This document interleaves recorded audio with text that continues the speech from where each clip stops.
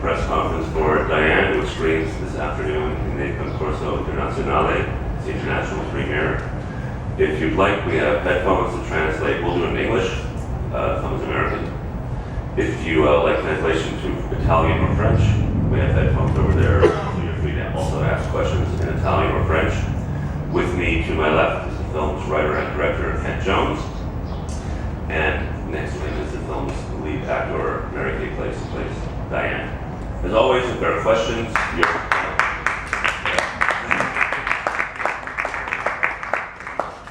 if there are questions for Kent or Mary Kay, you're free to ask them at any time, or I can begin with a general one. Yes, we have a question.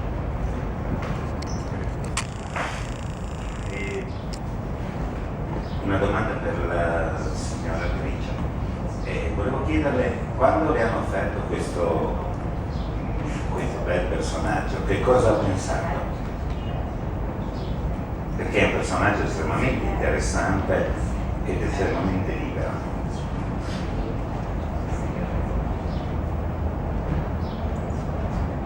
I couldn't believe my eyes or heart. I was so stunned when Kent sent me the script. I thought I'd died and gone to heaven. I was so grateful and shocked and said they'll never make it with me in the room. But they did. Took a while, but we got there. Took a while, but we got there. But it was a miracle, really. I thought, wow, this is a miracle. Is that because you're not normally offered these kind of scripts, or they don't exist? Maybe also. I don't think a part like this exists that much, and when it does, it's not. It's offered to women who normally do these parts. And I've been working for 40 some odd years, but not in lead parts.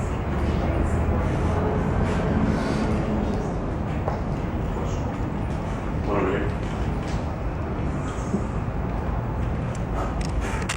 Well, congratulations, it's a really beautiful movie.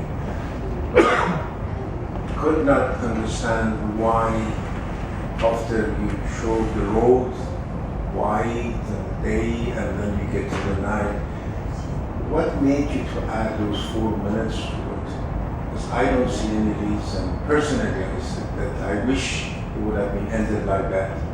But then again, you added till she dies. You wish it had been and I wish that 4 minutes was not in the movie. That's why I said, I don't know why I'm asking you that. Why did you I don't know have why to- you're asking me either, but I'll try and answer. Because it's not really a question. I guess that, it's hard to talk about something that, a movie, it's hard to talk about what someone else thinks they would want to not see in the movie.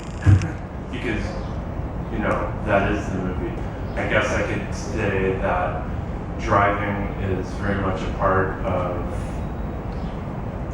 life in that part of the world, that you have to drive, and that it's not just part of life, it also becomes part of the texture of life and part of the emotional experience of life because you're alone with yourself.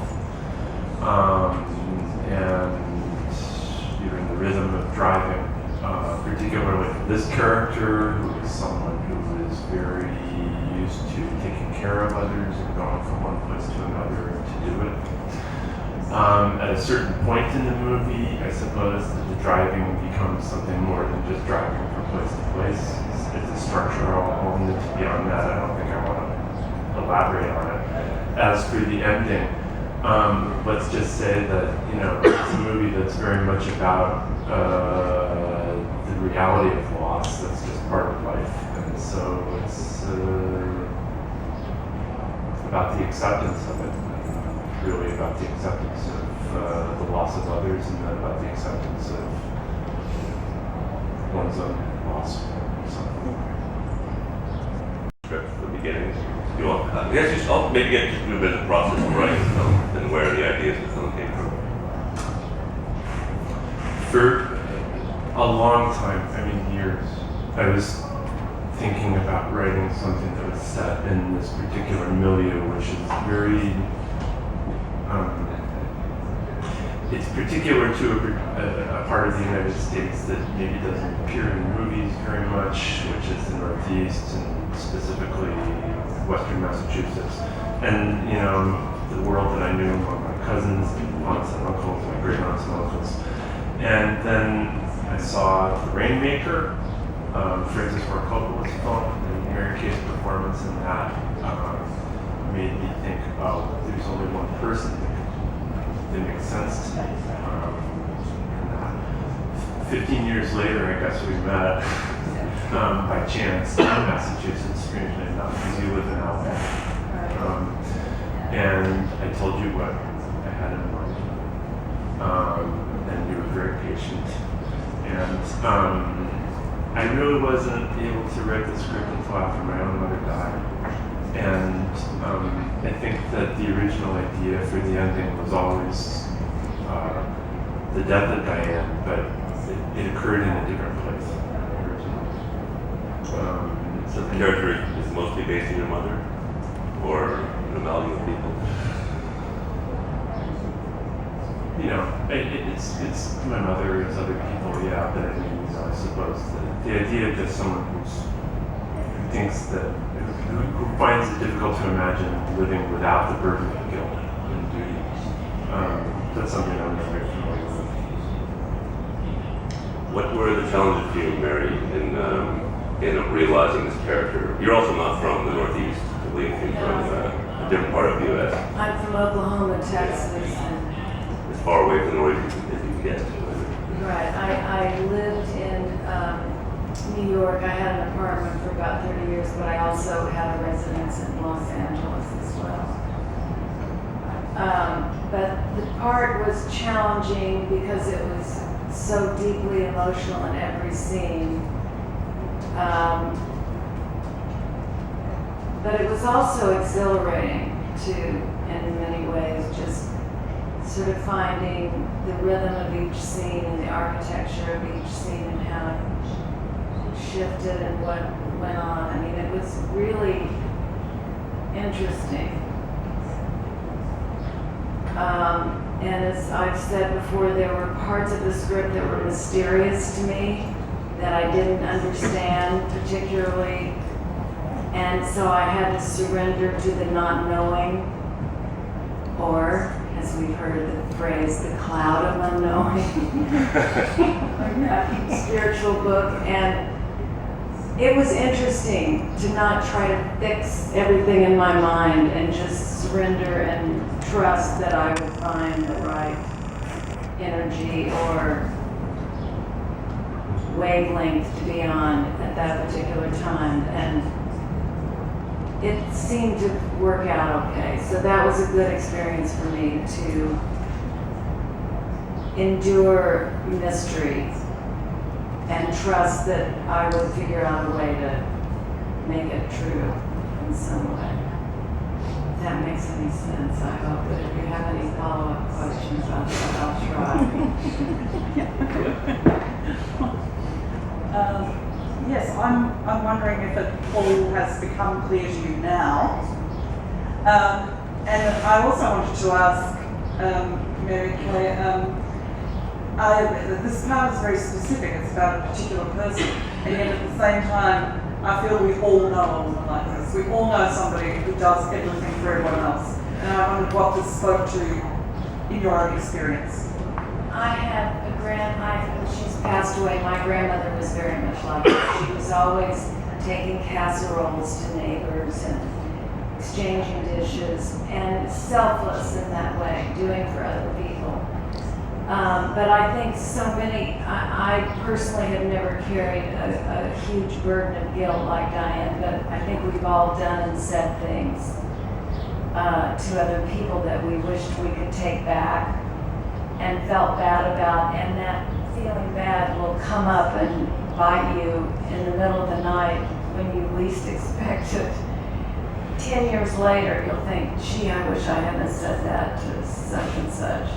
So I think everyone can relate to moments of guilt and regret and carrying that around. And also not knowing who you are, but just seeking, your identity is wrapped up in what you do for other people, and at a certain point you have to sort of figure out what your needs are and who you are. And I think that's part of the journey that Diane goes on in her own simple way. And I think she succeeds in learning more in the movie. And the clarity? I think she's beginning to understand and get some clarity and learn to forgive herself, which is a big, and it sounds like a cliche, but it's such a subtle thing, but I think she's starting to give herself a break, yeah. You mean her clarity about? Yeah, I do. Well, Yeah. Diane, My clarity. I'm into mystery right now. I'm sort of going, I don't need to know everything. I mean, if I do my homework and jump off the ledge, then I've got to trust that it's going to work out, and I could get caught. And believe me, I'm not cocky about it. But it was a revelation to me to not try to figure every single thing out in advance and have control over it, because you can't, really. So I'm into the mystery now of all kind of things. Il film vive di due fasi, la fase in cui Brian è afflitto da droghe, alcol eccetera, e il film arriva fino a un certo punto che lui riesce ad uscire da questa sua malattia e diventa un cattolico spinto, diventa un cristiano spinto all'estremo. Sembra che da lì il film cambi tutto, perché succede che la signora in una visione si fa di eroina, e succede che succedono tutte cose molto più strane di quanto erano successe nell'ultima parte. Sembra che il film abbia due anime nettamente contrapposte.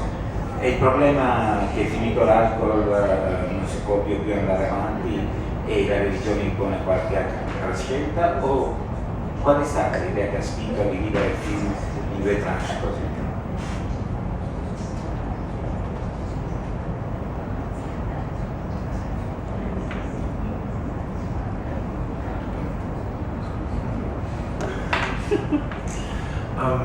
I think that this question relates back to the first question that this gentleman asked, and I think that, let me put it this way. I'll start by saying, I think films, the majority of films that we see behave in a similar way. I think that that's not very mysterious. I think that I didn't want to make a film that behaved in an unorthodox way just to make a film that behaved in an unorthodox way. I wanted to make a film that felt to me like, not to be pretentious about it, but just the way that life moves. So, you're saying that the film is split in two. I don't really see it that way. I'll take it, and I get the point. I understand what you mean. In relation to the character of Brian, first of all, I just want to be very specific. That's not Catholicism. That's something more like Holiness Church or evangelical Christianity, but not Catholicism. So, and also, Diane's character that's not a Catholic church. That's an Episcopal church where her friends are doing the church summer. That's a minor point in relation to the question. I think that with regard to the character of Brian, my experience, I think a lot of people's experience of addicts who are able to get out of addiction is that the drug problem disappears, but the addiction doesn't. So the addiction winds up shifting to another area. With the particular friend of mine that the character of Brian was inspired by, it shifted into, I don't know, acquisitiveness. He was just rampantly collecting things. With other people, I think born-again Christianity is not that uncommon, so it makes a kind of sense in that you wind up having something that you're just constantly returning to as a directive, as a governing power. The moment of clarity that he has is, something different. That he decides to just sort of jump on it and share that with his mother. And it's, probably he's in the middle of a 12-step program, Alcoholics Anonymous, and there's a moment when you do making amends. That's one of the steps. So I think that's, the answer to the question. But in terms of the broader question about the film split in two, I don't. For me, that wasn't the way that I approached it.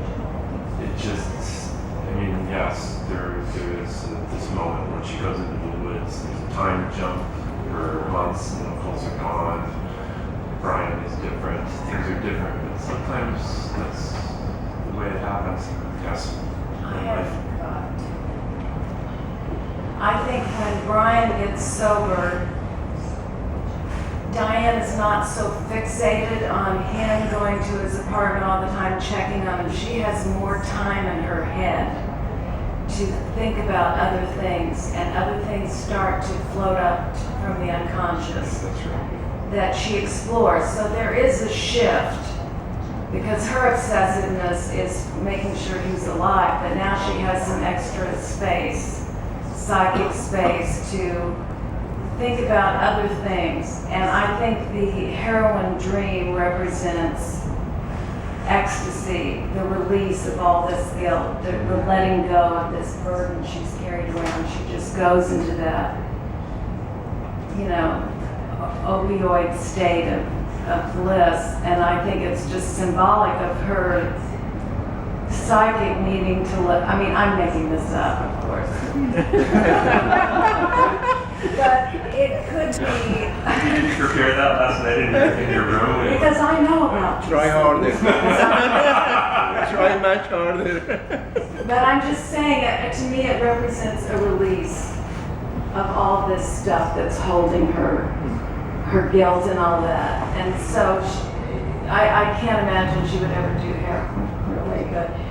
But the dream world, the symbols of the dream world and the images come from the unconscious. It's not something our intellect has control over, so they use bizarre images.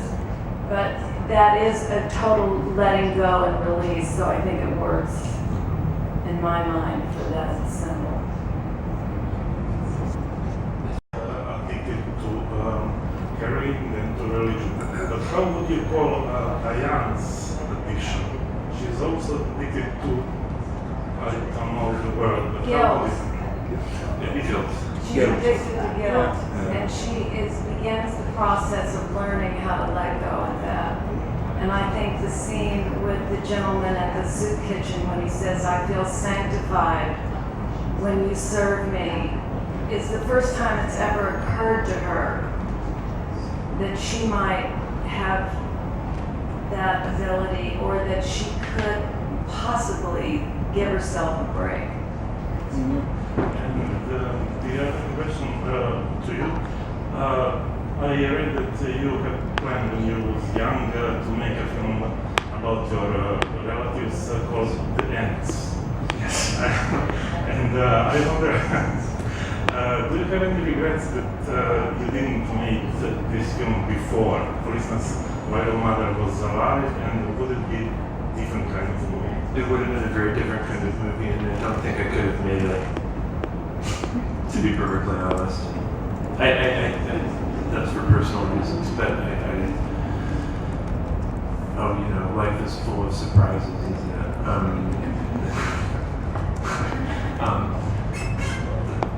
Things change. Sometimes things change very, very slowly, and so slowly that they're imperceptible. Sometimes they change like that. So, I think that I had a very intense desire to do that. But having an intense desire to do something is not the same thing as doing something. And so the fact that, also this is my first fiction film. I've made documentaries, and so the fact that this is the time in my life and I'm making my first fiction film, I don't know. It's just the way it is. But yes, it would have been very different.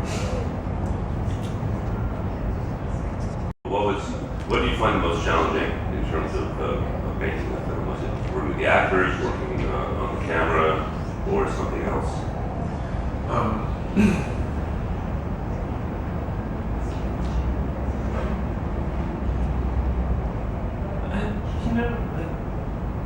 It was all so easy. It was all, it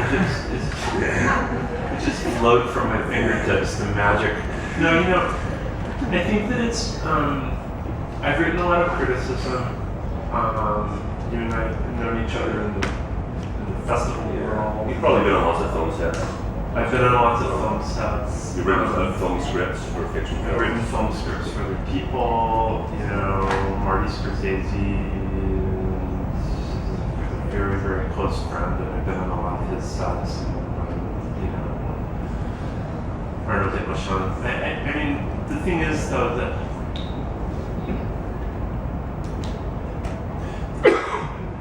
it's very different to think about movies and write about them. It's a very different discipline from actually making them. It's completely. I don't know if inverted is the right word. It's a completely different discipline. And I think that it wasn't that it was hard. It's just that I remember there was a day very early on when we were very early on in the shoot. And there was a moment when I thought, oh my God, I'm not sure if I have, the spirit right now.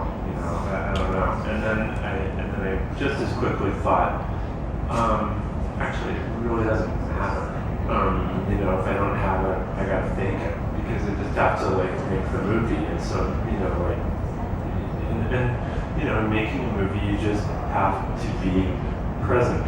Now, I do want to say that there are a lot of movies that are made by in different ways, and I was really truly shocked by the number of people on the crew who said, "It's really great to be able to talk to the director. I'm not used to it. I don't even understand that. I don't know how that works. That's just a very strange thing to me." But I think that I loved doing the actual experience. It was a very intense experience because it was we had a finite amount of time and money, so we just made it work. So I hope that's an answer. All right. One character that really got my attention in the movie was the one of Donna's mother, because she is a person. Because she seemed to have her own ideas about death, about pain, about how to deal with that. Was she supposed to be sort of an opposite to the Diane character? Because Diane seems kind of confused about how to deal with all this stuff, while this character, which is a minor character of course, but she seems to have another way to approach that. And also I wanted to ask her, how was it to have on your movie set such a legendary actress like Esther Parsons, who is in her 90s when you filmed that movie, right? She was 89 when we made it, now she's 91, I guess. Andrea Martin too. Andrea Martin is a genius. I mean, just been Pat. Deirdre O'Connell, who plays Donna. The character of that Estelle Parsons plays is probably of all the characters in the film, one that's the closest to, in every possible way, to the real person. That's my Aunt Mary. The story that she tells about the salesman is a true story that my aunt used to tell. I'm sure she embellished part of it, but I mean, that doesn't make it any less good. Probably makes it better. Also, she was just tough. I mean, these are people who, they went through the Depression. That was tough. And she raised a lot of kids on her own. Her husband was split. She also raised most of her brothers and sisters. And she was just always very funny, very compassionate, and very tough. And I remember her saying to me, not about her own child, but about, my grandmother. She said, "Oh, I wish I could just slip her a pill," so that's why I put that in the movie. Also, like a lot of her brothers and sisters, she found, she got closer to religion near the end of her days.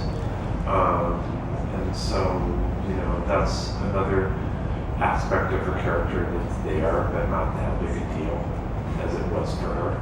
I guess that in terms of her being the antithesis to Diane, it's more a question of, this idea that when the scene where Diane is getting the manicure, and the character played by LaShawn says, well, we all think that everybody that we love is going to live forever.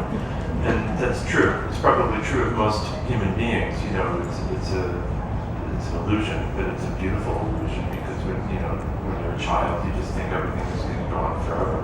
Of course, it doesn't. You find that out as you go on in life. And so, she just is saying to her, look, I'm not going to see this cousin again, and that's it. It's nothing to worry about. It's just the way it is. She's also there to remind her that, Diane, that she's just really hard on herself. It doesn't have to be, that it's unnecessary. As far as working with Estelle Parsons, that was a lot of things at once, but she was a trooper. I mean, that scene where she comes through the doors of the hospital and goes to the room, we must have done 15 takes of that. I mean, she was just great. It's really late at night, and I forgot. I thought, oh my God, she's 89.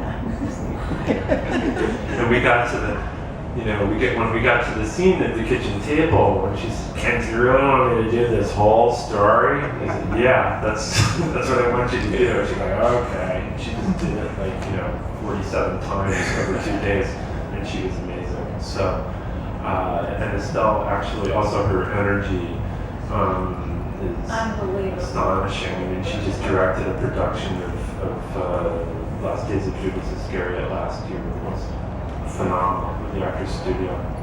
So Her physicality, she does not look or act. She looks 20, 30 years younger, and she physically has the energy of a person 30 years younger than she is. It's very inspiring. see this person in the back. This is me. Unfortunately, we have to cut it off. Thank you, You're doing it everyone. really nicely with your knuckles. That was cool. Thanks, Ken. Thanks for the game.